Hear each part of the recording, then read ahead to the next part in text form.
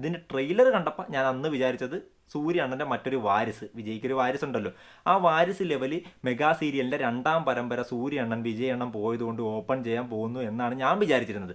പക്ഷേ അങ്ങനെ ഒരു സംഭവം അല്ല ഇത്.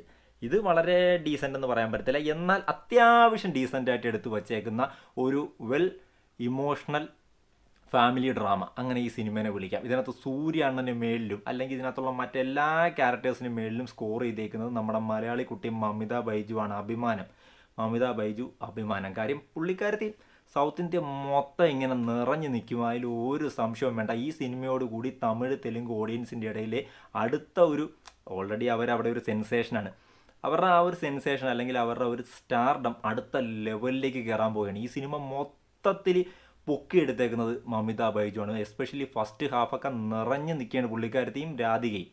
ഫസ്റ്റ് ഹാഫ് മൊത്തം കൊണ്ടുപോയി, സെക്കൻഡ് ഹാഫ് മമിതയാണ്. സൂര്യയ്ക്ക് റോൾ ഉണ്ടോ എന്ന് ചോദിച്ചു കഴിഞ്ഞാൽ സൂര്യനെ നമ്മൾ കാണാൻ ആഗ്രഹിക്കുന്ന ഒരു സൂര്യ ഉണ്ടല്ലോ, ഏത് നമ്മുടെ കറുപ്പിനകത്ത് നമ്മുടെ ലാസ്റ്റ് കറുപ്പ് ചാമിയായിട്ട് ആടുന്ന സൂര്യ അല്ല, നമ്മൾ കാണാൻ ആഗ്രഹിക്കുന്ന ഒരു സൂര്യയുണ്ട്. ആ സൂര്യനെ നമുക്ക് ഇതിനകത്ത് നന്നായിട്ട് കാണാൻ പറ്റും, നമുക്ക് ഇങ്ങനെ ആസ്വദിച്ച് എൻജോയ് ചെയ്തിരിക്കാൻ പറ്റും പുള്ളിയുടെ അഭിനയം.